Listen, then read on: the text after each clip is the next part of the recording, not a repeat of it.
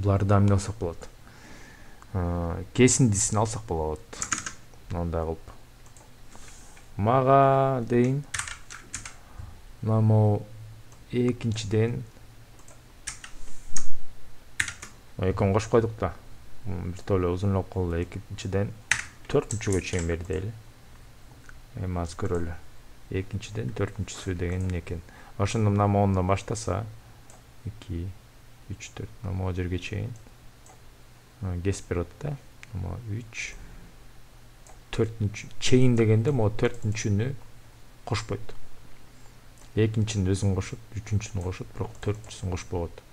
2ден башта өзүн кошуп, 4-тү кошпо дейбиз. Эми мындай да кылсак да болот. Башын көрсөтөбүз, аягын көрсөтпөйбүз да. Андан тышкары мындай да бар. Башын көрсөтпөйбүз. Жөн аяк жагын көрсөтөбүз да, мына чейин депчи. Мына бул бияктан бияка чейин кетти. 2ден баштап, мына 2ден баштап мындай кылды. Ара аягын чейин кетти. Эми бул аяк жагын өзүнчө кылып койду. Мындай кылып койсок болот, көтөр. Монда кылсак депчи. Бул ошондо эмне болду? 4төн баштап аягына чейин кетти. Мына бул өзүнчө кылып койду. Эми биз айтып атабыз да, макул могу акыркыларды дагы кайталап кетели депчи.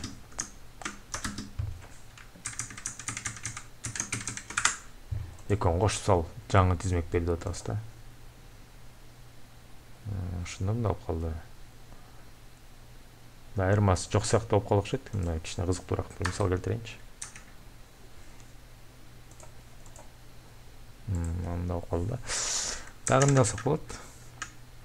Тизмектин ичинде тизмек. Абдан жакшы, кызыктуу тема. Мындай дейли. Могу 4-чүдө ушундай дагы бир тизмек бар дейли. Мындай алсак болот. Print, мисал, 4-чү элемент, 4-чү элементтин да өзүнүн ичинде мондай индекстер боюнча өзүнчө бар да. Анан могу 0-чү индексин алабыз. Анан айтабыз да. Ушундай болчу. Эми ушинтебиз. Мисал 4-чү элемент 0-чү элементтин ордуна биз 10 деп жазып коебуз. Анан print мисал дейбиз.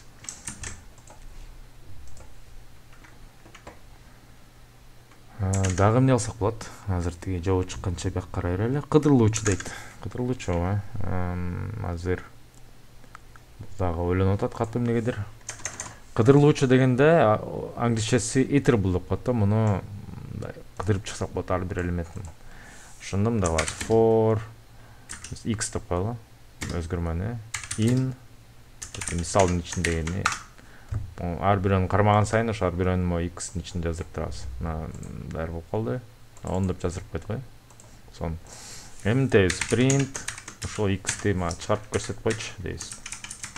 Астына монда кошуп чыгарып кой дейбиз. Бул жөн эле print экранга чыкканда бизге бир өзүнчө монун ажыратылып көрүнсүн деп атабыз да. Ошентип кыдырып чыксак болот.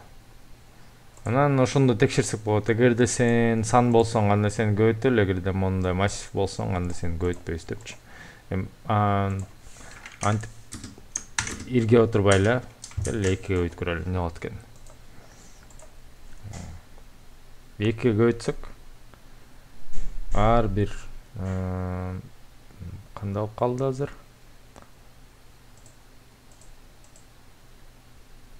Ар бир элемент алып келдик, Анан мына акыркысы x деп турат да. Аны 2ге көбөйтүйдүк. Ошо массивти, могу тизмекти массив деп да айтышат да. Мисалы print дейли. Муну дейли, ошону алып туруп 2ге көбөйтүп койсок болот, мисалы, же 4ге көбөйтүп койсок болот.